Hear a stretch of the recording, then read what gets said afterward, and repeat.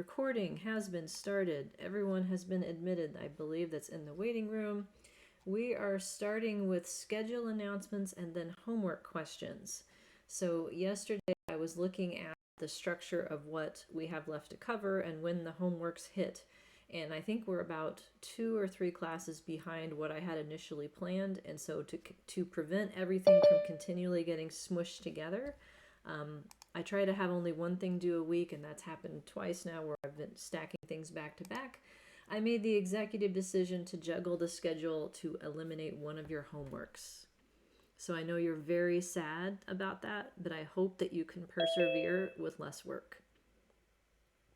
If anybody wants to do the homework I would have given, let me know and I'll hook you up with that. Otherwise, we may get to it in another class. Who knows? So what I had planned for time varying predictors as the last homework got jettisoned. So if you have jotted these due dates into your calendars, please check them again because I've adjusted everything so that we don't have too many things due at the same time. So we are here. This is the 16th. Homework 2 is due Thursday as planned, and I'll be happy to answer questions about that next. I sent out an email yesterday announcing the next formative assessment, which is still due Monday, because I need to go over that idea of reviewing notation before we add on to the set of notation with even more terms. So this is a Word document. I will pull it up here so that you can see what it looks like. It's also linked from inside Icon under Assignments, which is where it is available. So this is a table where across the columns, this is formative assessment number 3 I'm looking at, I have 4 different models. And then down the rows, I'm asking you to find the terms within these model equations that correspond to each of these ideas. So for instance, terms that are fixed effects. So if I look at just the empty model that's an E only, I know that the fixed effect in this model is beta 0. So I want you to write down beta 0 in this square right here and what it means in the context of this model. So go through and pick out all the fixed effects, go through and pick out all of the terms that would have level 2 variances across persons, and then all the terms that would have level 1 variances across persons. And then if you can think of any synonyms or words that should go with these ideas, you can put them in these sets of boxes here, and we will go over this on Tuesday per our usual. So this is just a opportunity for you to practice linking ideas and notation together, because we're going to have more than one kind of slope building on this, and so it's important to start getting used to the idea of fixed slopes versus random slopes and fixed intercepts versus random intercepts and all of that good fun stuff. So as you look at this, are there any questions on what you're supposed to do?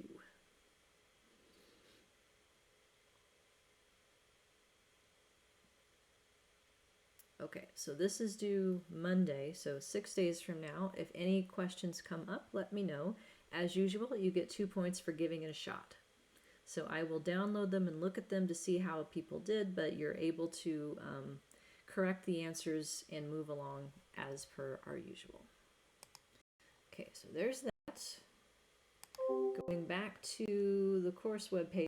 Oh, so in dropping one of the homeworks, by the way, that means that the total number of possible points for homework is now 72 instead of 88. Your grade will be computed as the total proportion of all of the available points. So I'll just keep the points that I had intended for everything else rather than trying to change those as well. So any questions about schedule, updates, assignments, stuff like that? All right, then homework 2. Questions on this? I'll just open the floor first. I sent out an email yesterday helping with 59 and 60, but I'm happy to talk more about that as well as others. Okay. I've got one. Emil versus Remel. Yes. Stata. When I just replaced Remel with Emil, an error message came up. In Stata, if you remove the word Remel from the options in the mixed line, that is sufficient to kick it over into ML. Okay, thank you. I believe if you want to write something there, it's MLE it will take.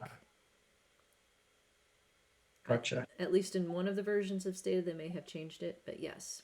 And then in SAS, it's method equals ML instead of method equals REML. And in R, it is REML equals false, I believe. So yes, the object of making you do all of the models both ways, I realize is a bit tedious, but I wanted you, in looking at answering the results questions, to pay attention to what changes and what doesn't.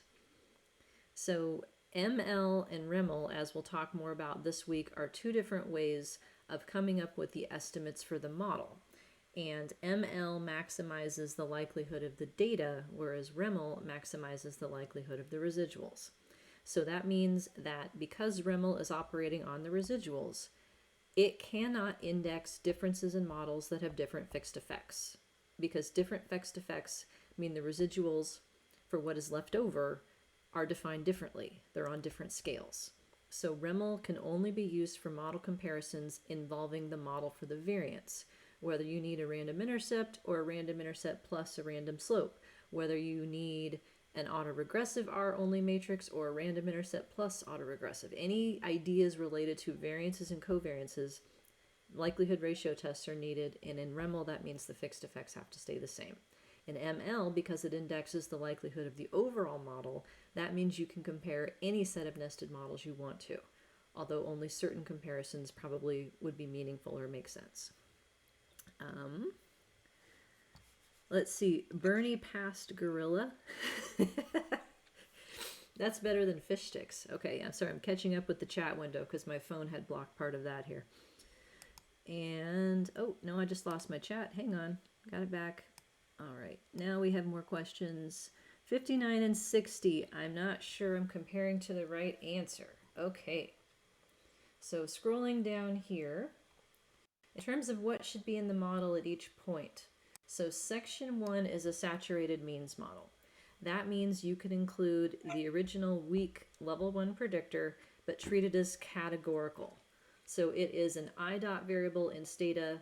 It is listed on the class statement and on the model statement in SAS, and it is listed as a factor variable in R. That way you get an intercept, and then you would get as many slopes as you have subsequent other occasions. So it works out to be for 6 means, 1 intercept, and 5 slopes that get you to all possible mean differences. And that is the answer key with respect to what the mean should look like. Letting each mean be whatever it wants is the best you can do. So any subsequent model then that takes out those means and tries to put a slope through them, that is trying to approximate what the means would have been. And if the line fits, then it should do as good a job as just letting all of the means be whatever they want. So then, with that in mind, question 59 and 60 had said, given a random intercept model, or assuming a random intercept, meaning hold that part constant, how do I know if the fixed linear time slope adequately reproduced the means? Then that's a question of whether saturated means relative to the next model, which is just fixed linear time, whether saturated means fits better. And because you're comparing models that have fixed effects, that has to be the ML version, because otherwise REML will not pick up the difference appropriately. Okay, so I see more questions rolling in. Kelly, are you good with that? Does that help her and anyone else who's going to ask me about that? Kelly thinks so. All right, she'll find out, I guess, right? You'll do the comparison. In terms of degrees of freedom, keep in mind what's in the answer key versus what's in your model with respect to the fixed effects. Another question, how can I get EM means to compute Satterthwaite DF? It uses Kenward-Roger when I try and I can't figure out how to change it. In this assignment, I don't think that matters because I didn't ask for any p-values, but I have not been able to get LME to appropriately use Satterthwaite degrees of freedom for all models. I was able to get it in Elmer for models that just have random intercepts or random slopes, but not for unstructured variances because Elmer doesn't do those. The difference between Satterthwaite and Kenward-Roger, by the way, the degrees of freedom are the same in both Kenward Roger has a further adjustment of the standard errors to make them noisier in smaller samples like they should be. So I don't know that difference should affect any of your answers for this assignment though, but let me know if I'm wrong about that.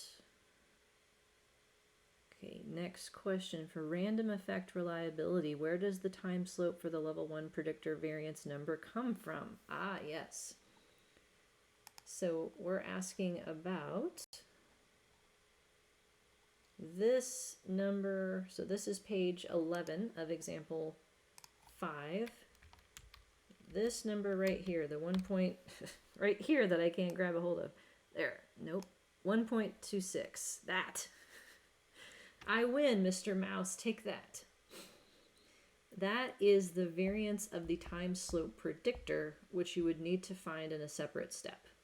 So in each of the download files for this example, I included some statement ahead of time that spits out the variance for this time predictor. So proc means in SAS, summarize with detail and stata, and then describe by, maybe, or describe in R. I forget what it is. Whatever command gives you variances in R.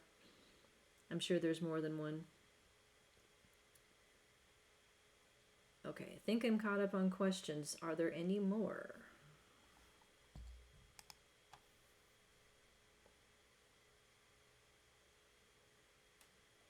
I have a question. Yep, hit me. I seem to get, for the, other than the saturated means model for the other two, I seem to get all the right answers except for the random intercept variance. And did you say at one point that's because I have something wrong in the model for the means? Yes. So if anything with respect to your intercept is off, that means your time predictor is not centered as I asked it to be. Which is around week one is the baseline in this case, right? Yep. And in R, wouldn't it automatically use that week 1 as the baseline? But that's when it's being treated as a factor variable, not when you're estimating a slope through it. So if you put week into the model as a fixed effect and treating it as a quantitative predictor, not as a factor, then the intercept is at week 0, not week 1.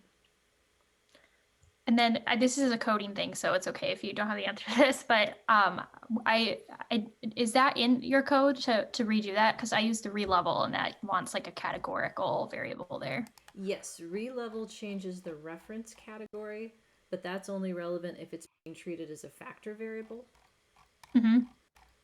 Let me find. That's okay. I'll go find it. I'm going to open that right now. So if you have it in there, I believe you. Thank you. Well, I will point to it because I've answered this question more than once. So that means that it's not just you who's looking for the answer. Let me find where that is.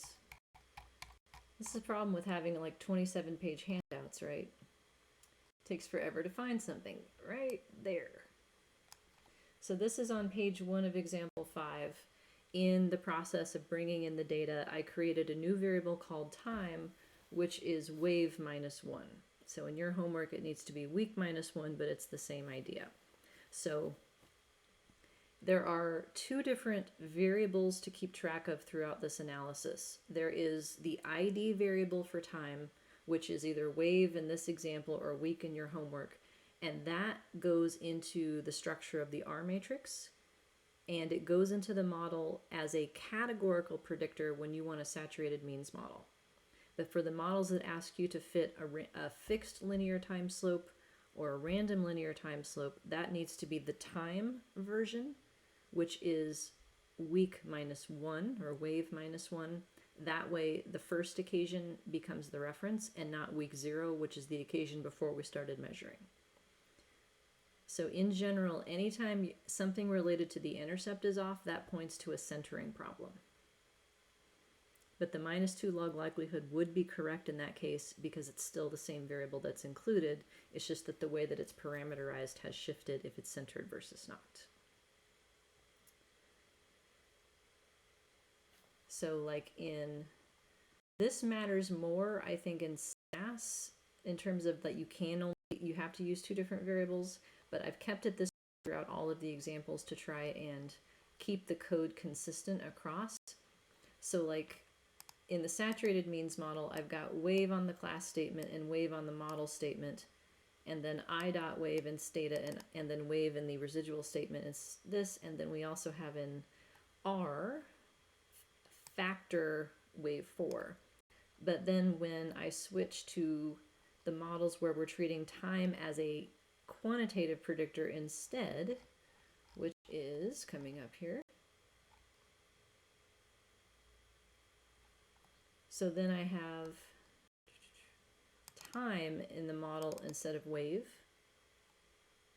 And time goes in the estimate statements in this example. And then C dot time is in stata, whereas wave stays in the residual statement.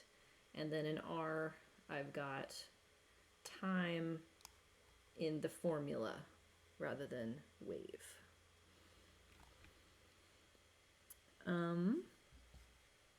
So more questions. Let's see, 59 and 60. So let me pop back over to those questions real quick. 59 and 60 is asking for a model comparison. So assuming a random intercept, enter the test statistic for whether a linear trend describes the means. So the means is what is given by the saturated means model. So that is the right answer with respect to how well any effective time would appropriately capture what the mean is for each occasion. And so then the question is, relative to that, how well did a fixed linear time trend do that just puts a line through those means? And it has to be relative to the model that has a random intercept to keep that side of the model constant for the comparison. I am still confused as to why it is saturated with categorical time and not when we make it continuous. So it's whether or not you're treating time as a grouping variable or as a quantitative or continuous predictor. The saturated means model treats time as a grouping variable. So it would be the same thing as dummy coding time, and you would enter C-1 dummy coded predictors that would get you to each possible distinct level of time versus putting a slope through all of the distinct levels instead.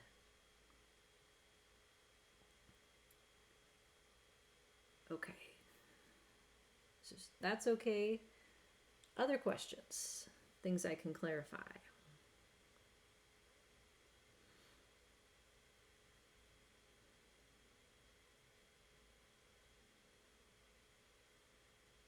Okay, none more for today then. I will ask again on Thursday. Please do not be shy. If you need help, let me know.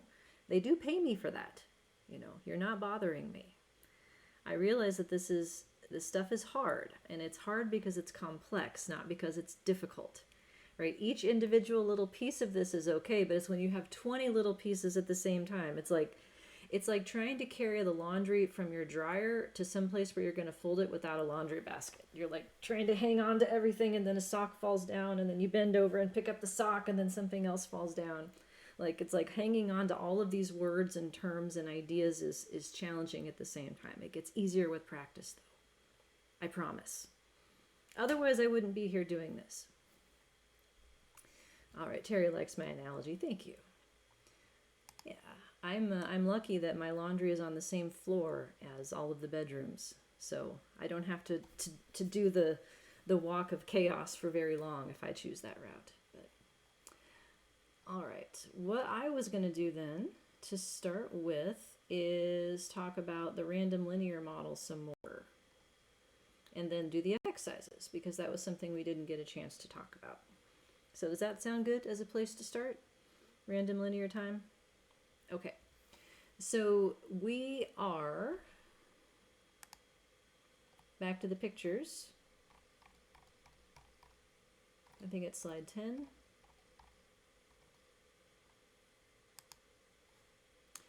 We're moving from, this is slide 10 in lecture 5, we're moving from the top right picture that says the model has a fixed linear time slope to the bottom right picture where the model has the fixed linear time slope still, but now adding a random linear time slope also. So we're allowing each person to have their own deviation from the fixed time slope. So we'll look at how we would test for significance, cough, cough, homework question 57. And then we'll talk about how that would be effect size as well. So in the code then, note wave versus time. Time is the quantitative predictor. So it goes on the model line to give it a fixed slope, and it goes on the random line to give it a random slope. If you mess up and put wave on the random line instead, will SAS run? It will run, but it will probably throw up and tell you the model didn't converge.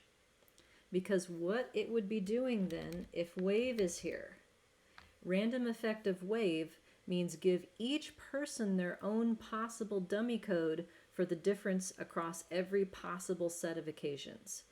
That's not going to be identified. So that will break the model. So wave does not go on the random line, time does, because wave is a categorical predictor. So wave stays on class because it is needed in repeated. So class and repeated go together in terms of those both needing the level 1 ID variable. Time goes on model and random. And so I have kept that the same in all the other programs for continuity. So it's c.time in stata mixed. Time goes here to make it a random effect after person ID, but wave is still in the part that refers to the residuals, because the residuals are being structured in the R matrix by wave. And then in R, I have time as a fixed slope right here, and I have time as a random slope in the parentheses related to person ID. Okay, so any questions on the coding of this?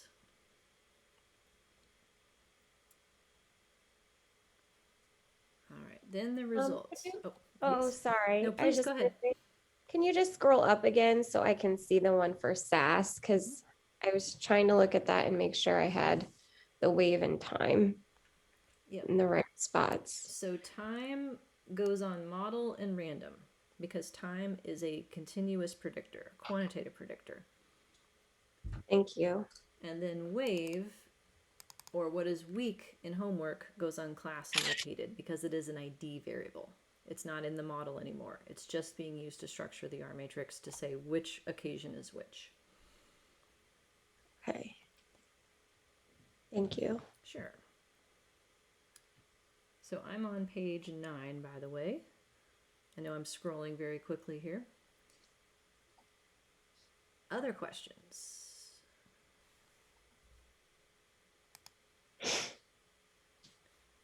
All right, then let's look at the output.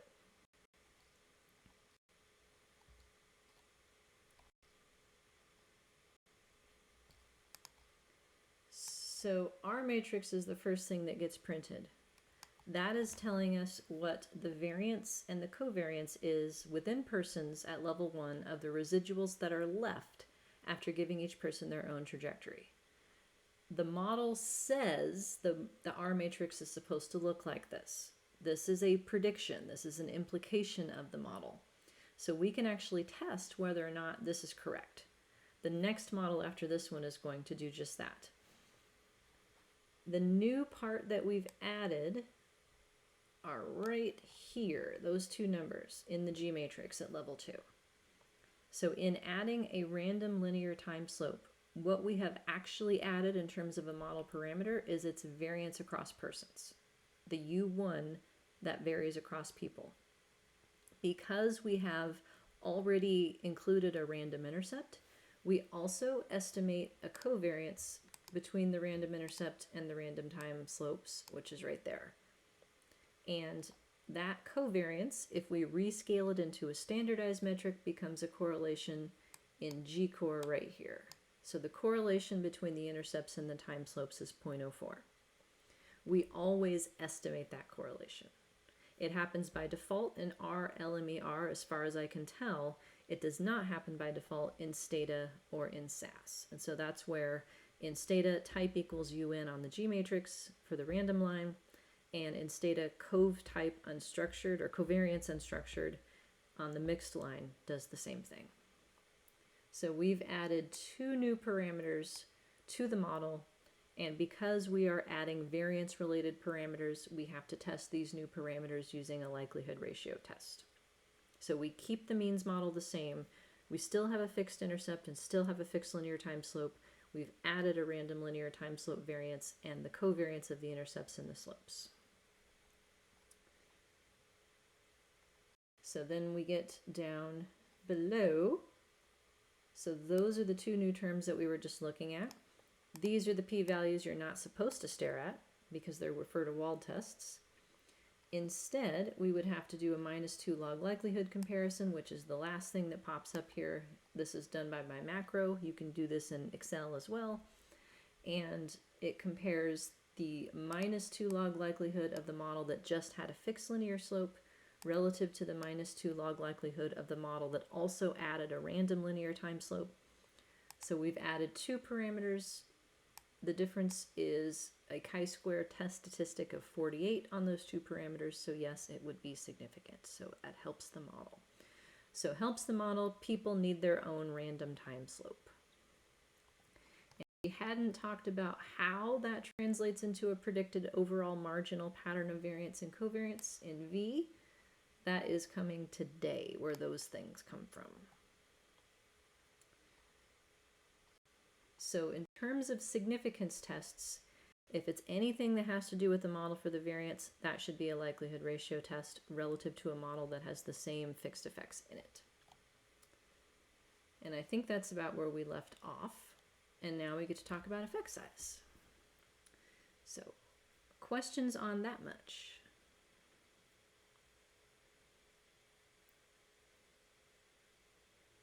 Okay, so effect size for random effects.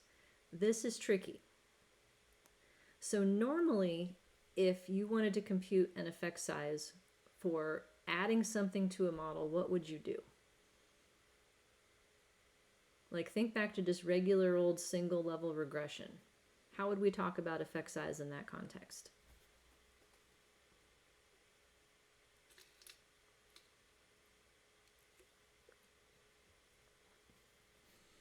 Yeah, R-squares, or change in R-square from adding predictors. What if I wanted to talk about an effect size for one of my fixed slopes, like the effect of a predictor variable? How could I convey some kind of standardized way of expressing its absolute relationship with y?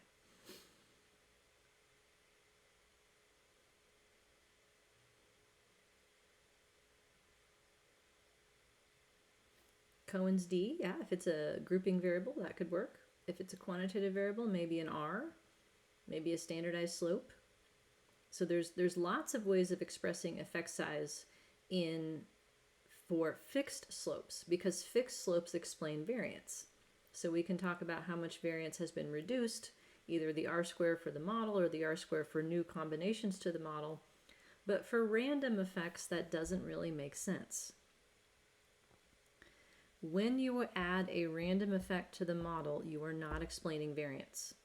You are partitioning it further. So let me pull up a slide that goes with this idea. Before I start waving my hands too much, I remember, hey, I made a picture for this. This one right here, slide 24 of lecture 5. We did this one before, but it bears repeating. So the process of adding terms to a model and what happens. So starting on the left-hand side with this circle, as I say, once upon a time there was just an E. If I have an empty model, there's one pile of variance, we called all of it E and we didn't worry about it. And so long as each person only had one Y and therefore each person could only have one E, that was cool. In the context of longitudinal data though, that's not cool.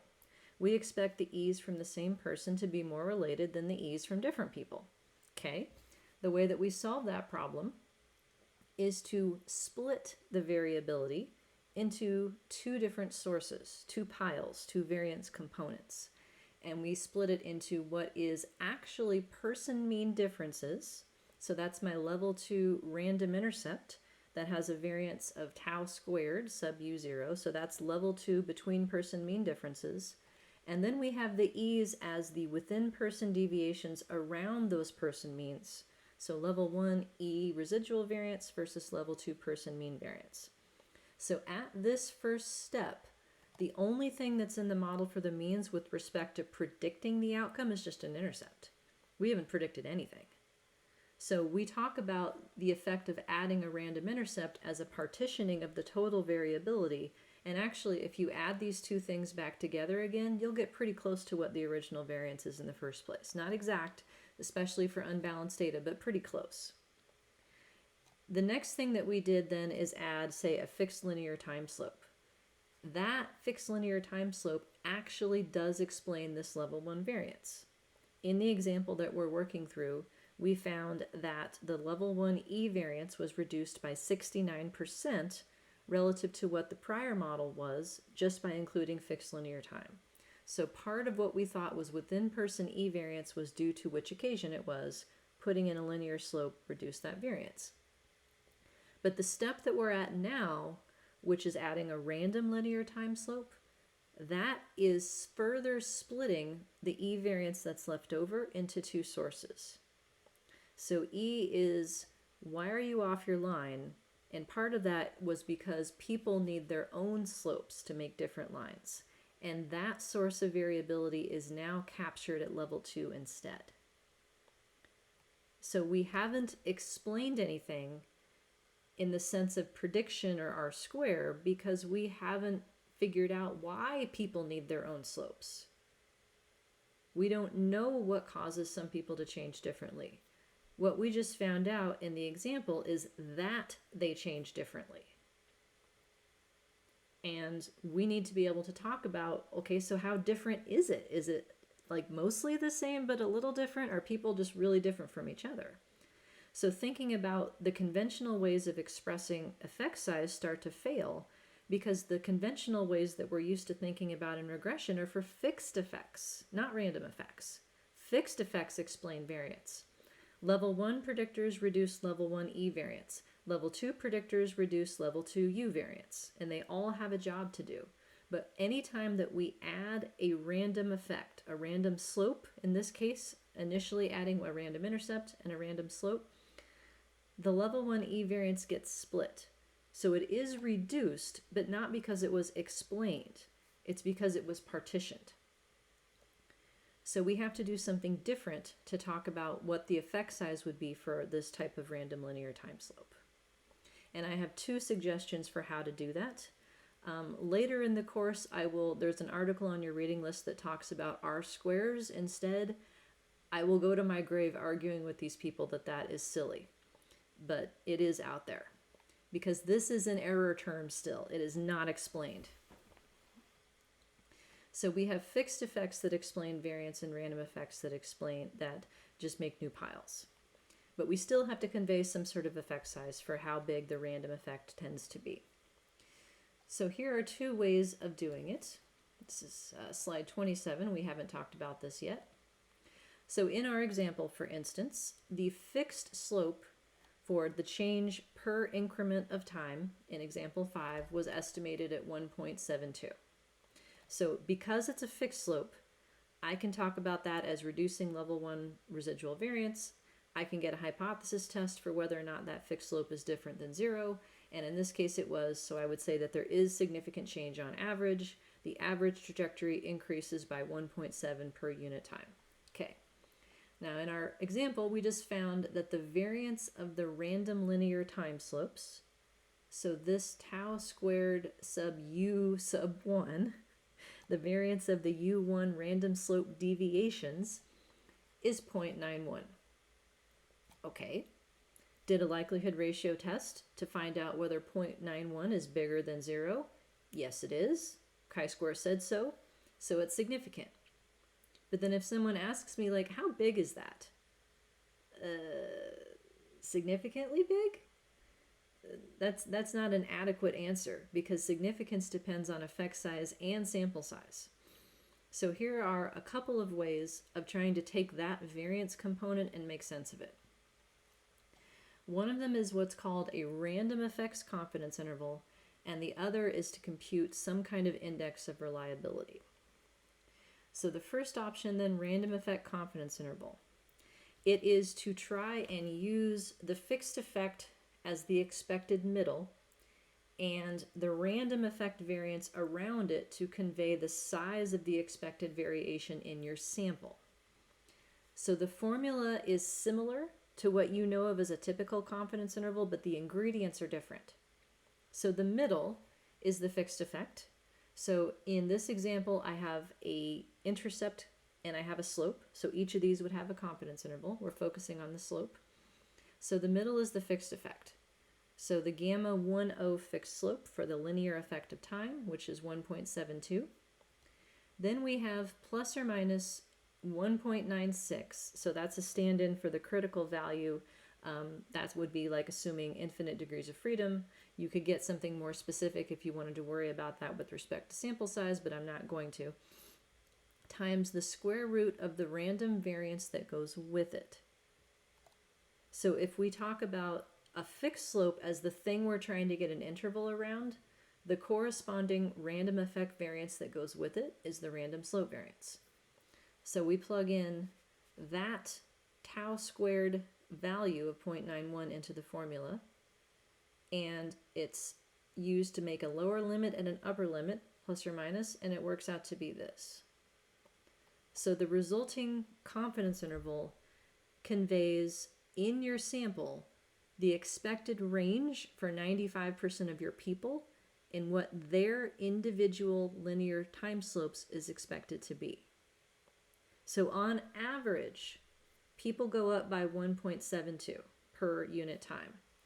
But the size of the random slope variation around that average is such that some people are expected to improve per unit time all the way up to 3.6, and some people are expected to actually decrease.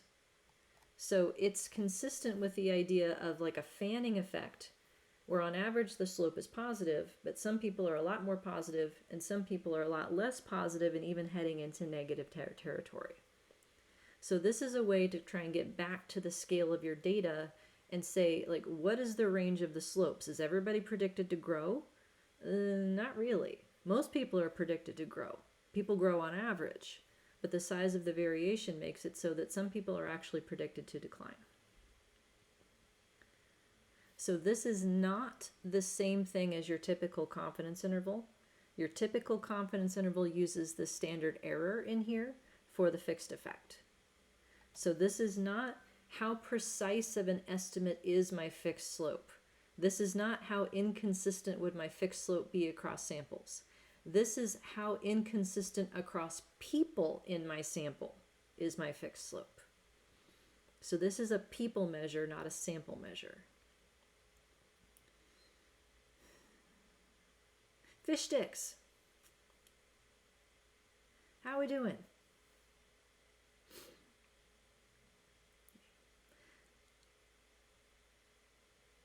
So let me reviewer 3 you for a moment, because this has happened to me. If you print this confidence interval in a table, you will need to be very careful to explain it. Because reviewer 3 once looked at an interval like this and said, well, this interval overlaps 0, so your slope isn't significant. And my response was, dear reviewer 3, first sentence is either I'm sorry or thank you, one of the two. Let's go with I'm sorry for this one. I am sorry for not being sufficiently clear, because if they don't understand it, it's your fault. Or thank you for this opportunity for clarification. Thank you for the question. Thank you for your careful comments. Thank you anything. It's not that on average there's no change. 1.72 is significantly different than 0 as a point estimate. So on average there is significant change. But the size of the random slope variation around it, given by 1.91 here, means that at an individual level, some people are predicted to decline or to have 0 change, and some people are predicted to change all the way up to 3.6 units per unit time. So this is a descriptive statistic assuming a symmetric interval that applies to the people in your sample and their slopes. to try and convey just how much variation is there. So that way you can talk about people as individual differences in growth, which implies that everybody goes up, but everybody goes up to different amounts, versus individual differences in change, which makes room for the possibility that some people actually go down. So you can help to sort of get some nuance into the variability that the random slope variance predicts, to express it this way. And I have this in my book, so you can cite my book. I stole it from Snyder and Bosker from their 1999 book, so that is the original source that I think I cited as well. And someone may have invented it before then, but I've seen this in a few different contexts. I wish it were used more than it is, because I feel like it's an intuitive way of explaining slope variability. Fish sticks. Okay. Questions on that? So you can have a random effect confidence interval for every term in your model that has both a fixed effect and a random effect. So in this example, we've got 2. We have an intercept that would have an interval, and we would have a fixed linear, a time slope that would have an interval, because it has a fixed slope and a random slope variance around it.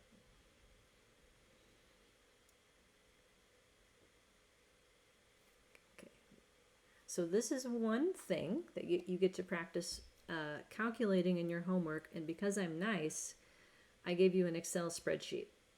So in the example 5 download files, there's a spreadsheet that has this programmed in. You just got to put in your values.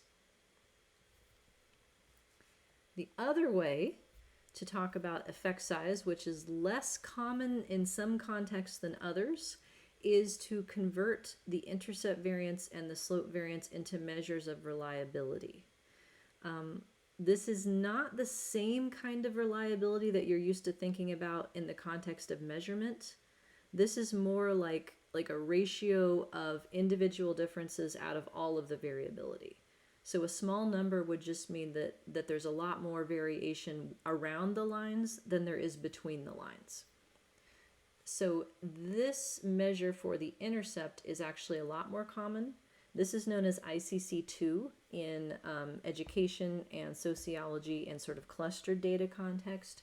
And it's computed as the intercept variance divided by that plus the residual variance divided by the level 1 sample size. And so this is thought of as the reliability of the person mean.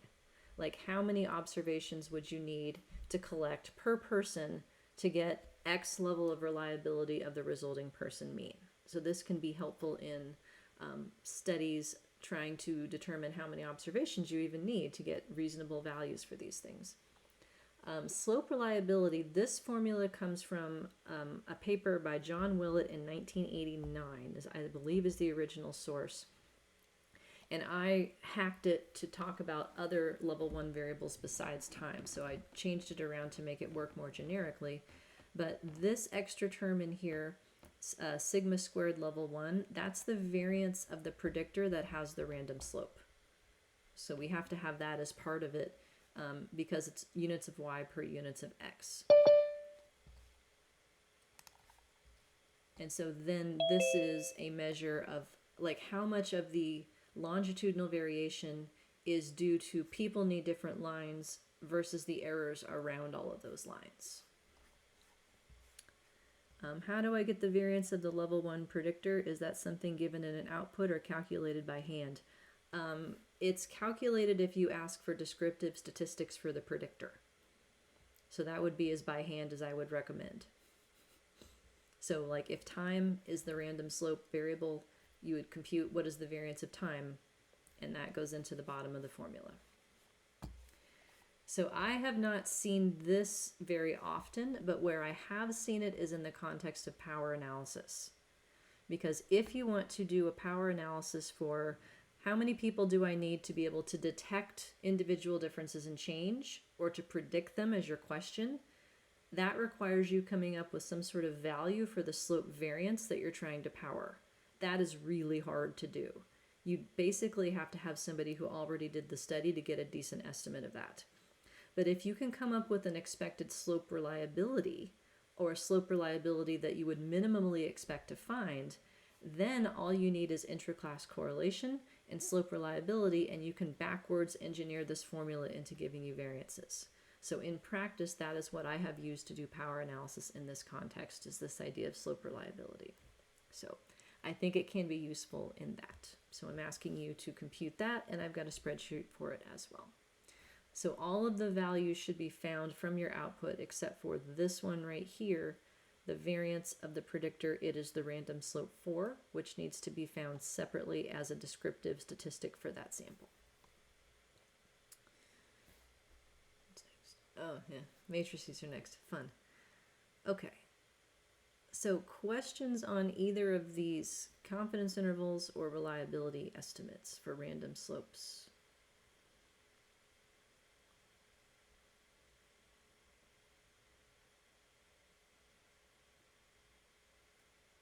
By the way, there is a literature I'm familiar with that discusses slope reliability. And if you ever see a version of this formula that either doesn't have slope variance in it or also has intercept variance in it, it is wrong. So I'm not going to throw people under the bus, but it can't be the slope reliability without the slope being in the formula.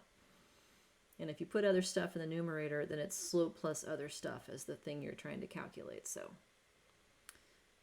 this is, I think, the most intuitive way of doing it. All right. Pausing. Questions?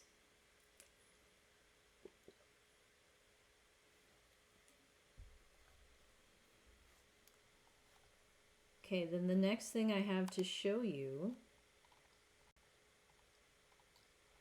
is where this comes from.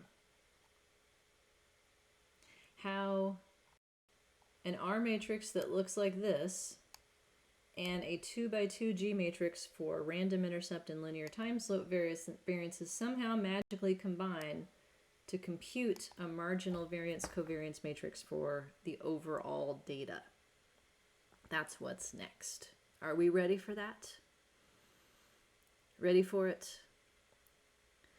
So this is the part where in previous classes, people have started to, like, you know, cover their eyes or their ears and being like, I hate matrices, this sucks. And my response to that is, you are not wrong. It does suck, but it's actually super cool. Like, seeing this and seeing how it works gave me like a new respect for why matrices are useful in describing how this all fits back together again like a giant Rubik's Cube. So if you can get through the scariness of it, it is super cool because it describes how MLM handles unbalanced occasions and how it handles missing occasions. The magic of the matrices. So what you are saying about your data in terms of having a model with just a random intercept versus a model that also adds a random linear time slope.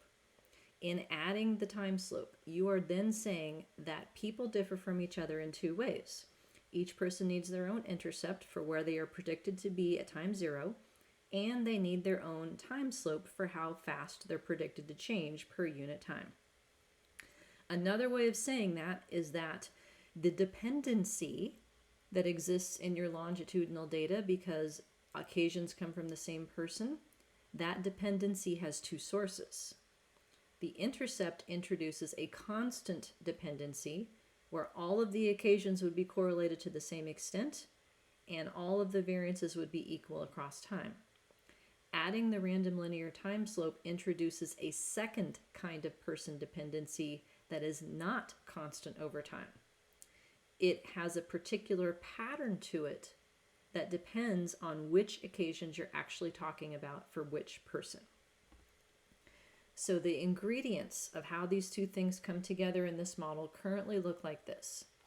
So level 2 G matrix, I'm on slide 30 by the way, is 2 by 2 because we have 2 random effects per person. The first entry on column 1, row 1 here, that's my variance of the random intercepts. The row 2, column 2 entry is my variance of the random linear time slopes. And the off diagonal is the covariance between the intercepts and time slopes. So this G matrix right here in the lower left hand corner, This is the thing that I said is type equals UN forever and ever, amen. Or covariance unstructured. Because what unstructured means is let the random intercept variance be what it needs to be, let the random time slope variance be what it needs to be, and let them be covariate. That's what unstructured means. Nothing else makes sense. The default in SAS and in Stata when adding random effects is to omit their covariances. So the default says that the intercept and the slope from the same person have nothing to do with each other. That's silliness.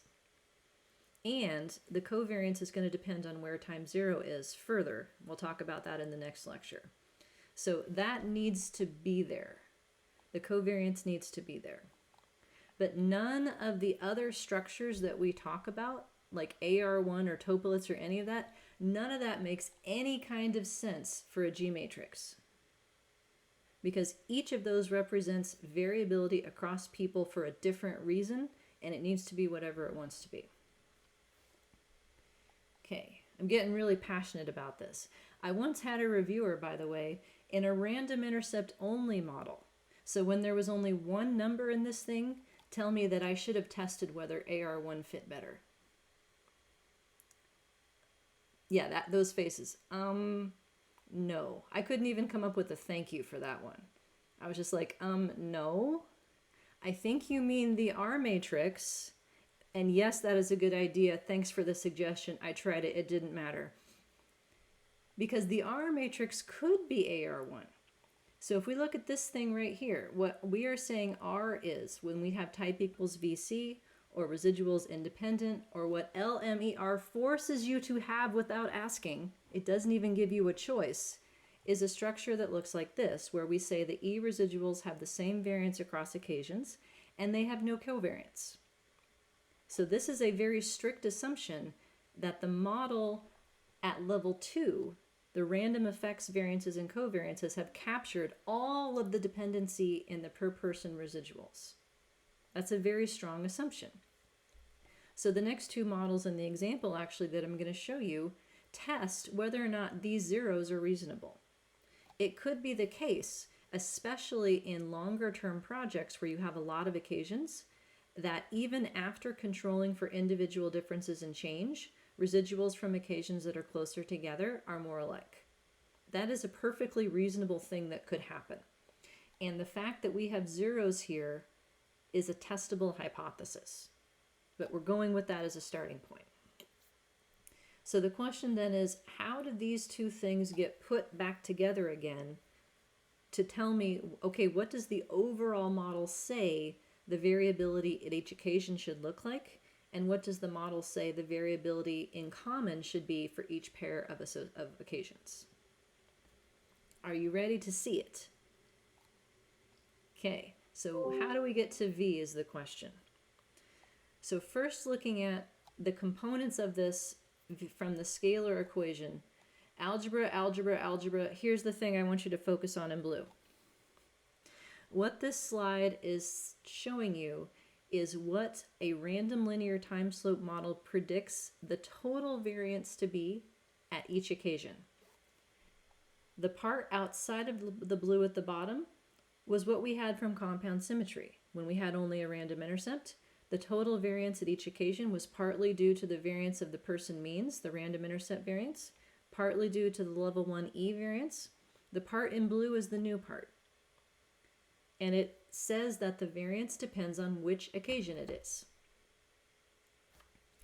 So we have time squared in here as a multiplier of the random linear time slope variance, and we have 2 times time times the covariance between the intercept and the slope. So what this says is that the model, once you add in a random linear time slope, predicts variances that change over time. So it is a heterogeneous variance model. Just like we had the H version of all the other types that we had, except the difference is that in the H version, you had a separate estimate for each possible occasion. So like if I had 5 occasions and I wanted to compare a homogeneous model for the variances versus a heterogeneous model for the variances, I would be going from 1 variance to 5. So I'd have to pick up extra parameters for each extra occasion. This is super slick. It's not estimating a separate variance for each occasion. It's estimating a function by which the variance changes in a continuous fashion. So all I got to know is which time it is, and this random linear time slope is estimated in this covariance. So it's just two things that allow the variance to be heterogeneous across time. So it actually works out that according to this model, the variance changes quadratically over time. It changes in a parabola, where there's going to be a minimum at some point where people are closest together, and due to individual differences in change, they're going to grow away from that minimum and increase over time in a quadratic fashion. So the take-home point here so far is that adding a random linear time slope is a heterogeneous variance model. It makes the variances change across time in this quadratic function. Likewise, it makes the covariances change over time too. It depends on which particular occasions you have, what the covariance contribution is going to be. It's a multiplier. So it ends up predicting that occasions that are closer together are more related, especially for those that are higher up in time, in which case the random slope has longer to have had an effect. So this is all in chapter 5, where I walk my way through the algebra. I would encourage you to read that if you're interested. Putting it into matrix form then, we looked at this for the random intercept model before, but just to remind you what all of these symbols mean. X is a matrix of predictors that have fixed effects. So this in conventional design language is called the design matrix. Is that right? I'm trying to channel Ariel. It's the design matrix, right? It's his birthday, by the way. So if you want some extra brownie points, it's Ariel Aloe's birthday today. You can send him a message. But he would call this the design matrix, I believe. So this X is the matrix of the predictors that have fixed effects. So in this model, I've got 2, because I've got the intercept as the column of 1s, and then I've got the time variable that goes into the model. Gamma, which would normally be beta, but in my notation, beta is used for the placeholder, so I can't reuse it. That's the matrix of the estimated fixed effects. Then we have Z, which is another kind of design matrix. It's a matrix of predictors, but it's only the ones that have random effects. So in this case, it's the same as X because both the intercept and the linear time slope are random, but it wouldn't necessarily be. So I've got the time values in here. U is a matrix that holds the individual random intercepts for each person, and E holds the level 1 residuals. So then in building V, it looks like this. So V sub I, so that means each person has a custom V matrix. Each person has their own based on which set of time values they happen to have. So Z for each person, this person has an intercept like everybody else. They have 4 occasions. They showed up when they were supposed to, let's say. They came in at time 0, time 1, time 2, and time 3. So their Z is here. It's flipped on its side to be transposed here. And everybody shares in common what goes into G. So G in this case is the variance of the random time slopes, the variance of the random intercepts, and the covariance. So those are all just one set of terms in this case. It could vary over people, which is why it has an I. It is theoretically possible, but we're not going to get to those models anytime soon. So then by pre and post multiplying by each person's individual predictor values, we get to the right dimensions to add it back into R. So then R just adds stuff to the diagonal, because at that point the model says that's all that R has to contribute, is just additional residual variance at each occasion. So the overall predicted V matrix structure, I've shown the variance is right here and the covariance is right there. So what adding a random time slope allows you to do is get something that's closer to what unstructured is. It's closer to letting all of the variances and covariances be what they want, but the model predicts that they're going to differ from each other as a function of which time values are particularly observed. So here's what happens then if I have, say, 2 people. What is actually happening under the hood in your software is that it is going to build a ginormous V matrix for everyone and everything, like a mega V. Mega V, that's my symbol for that.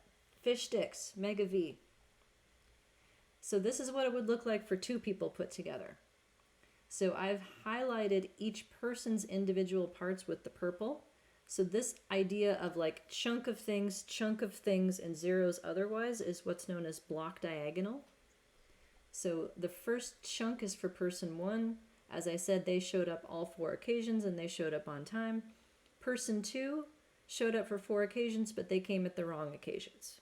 So we would call this unbalanced because person 2 has a distinct set of possible occasions.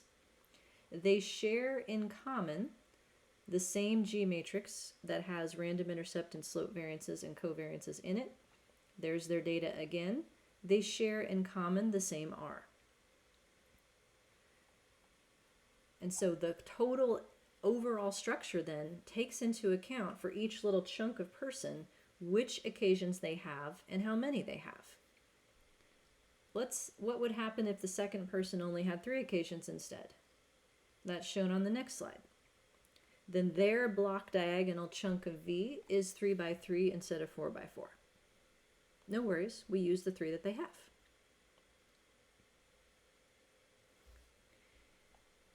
The zeros in the off diagonal in G also tell you something else about what the model predicts with respect to people.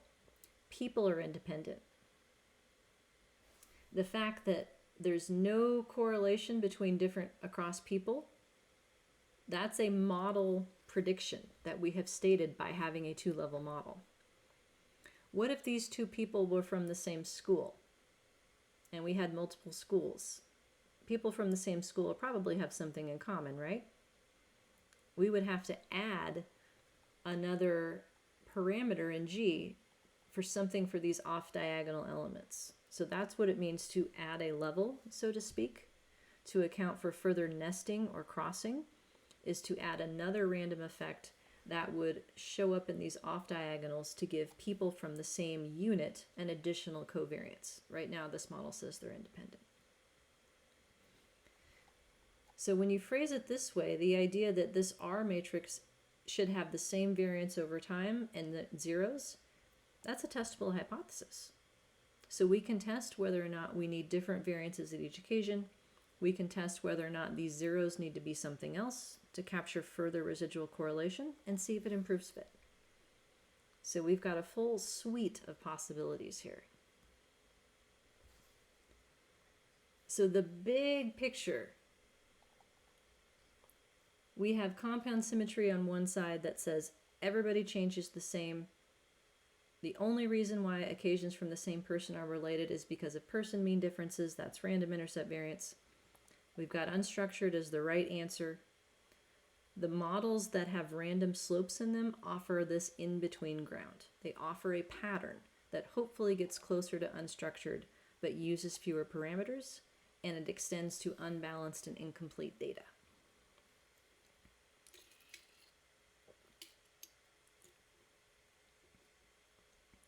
Cool, huh?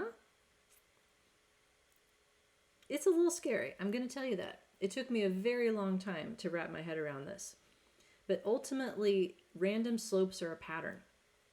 In the same way that I have a Topolitz as a possible pattern, and autoregressive is a possible pattern, and compound symmetry is a possible pattern, this is a pattern.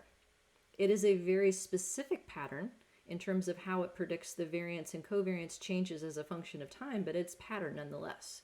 The only thing is that it is a function of time, not one for each time, which is why you can have unbalanced occasions that fall on the line of the function, and you can have each person contribute whatever occasions that they actually have observed. So it's pretty cool. Yeah. That's coming later. So to make the point that the R matrix is something that you can test,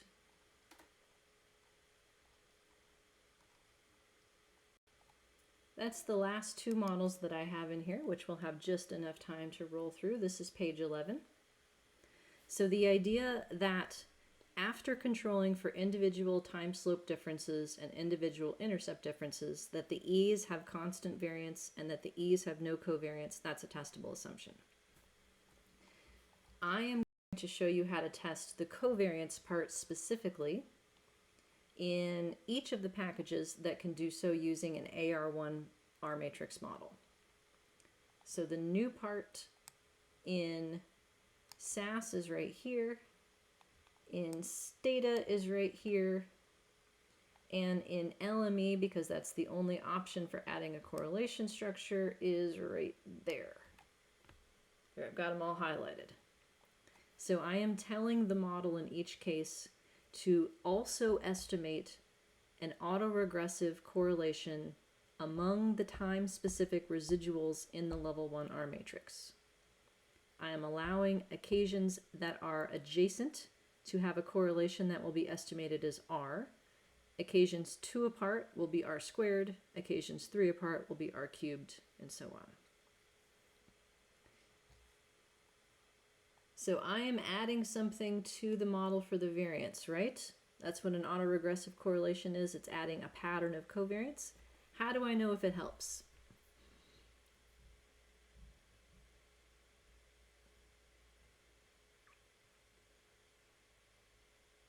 Yeah, likelihood ratio test. Yes, indeed. Anytime you muck about with the model for the variance, I don't even want to know what it typed for me there. I said muck about, thank you very much, with the model for the variance.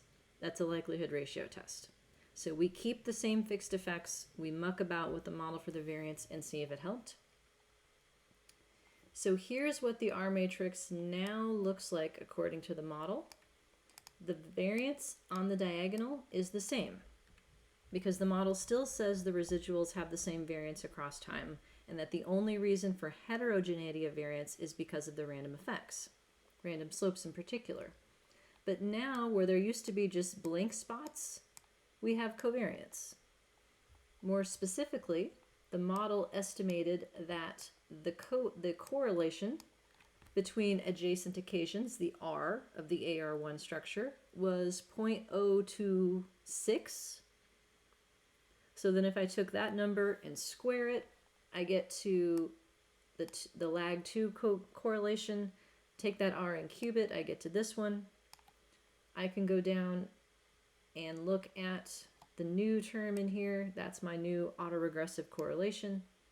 I did a likelihood ratio test to compare this model to the previous one. And here's the difference in -2 log likelihood. It is 0 to the 3rd decimal point. So did this help or no help? Thumbs up for help, thumbs down for no help. And feel free to read from the screen, because at this point in the class, I'll be shameless in getting you to talk. Yeah. It doesn't help. No help, yeah. So the auto regression correlation in the residuals is close enough to 0 that it doesn't help the model. The other one I could think of is to do a lag 1 topolit. Top 2 in the R matrix, which is not a thing in R that's pre-programmed, although I can do it in Stata. And that introduces a covariance of adjacent residuals. That covariance then can be tested against 0. Here it is. And same result, doesn't help. And that's not surprising me, because I made up these data. I know what the right answer is. So in the next unit, I am going to show you real data that I did not mess with, that are messy. And we'll go through the process of adding different kinds of fixed and random time slopes for nonlinear patterns of change. So polynomial models, piecewise linear slopes models, as well as exponential models and linear approximations thereof. That's what's coming next in the next set of examples. But unfortunately, before we can get there, we got to talk about estimation.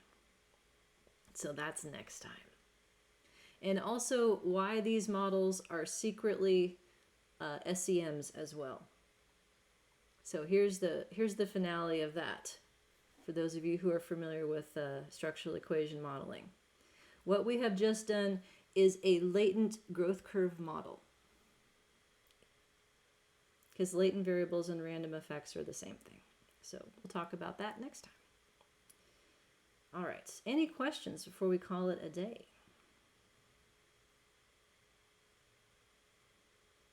Okay, then let me know if you need help with homework. It's due Thursday. Office hours start now.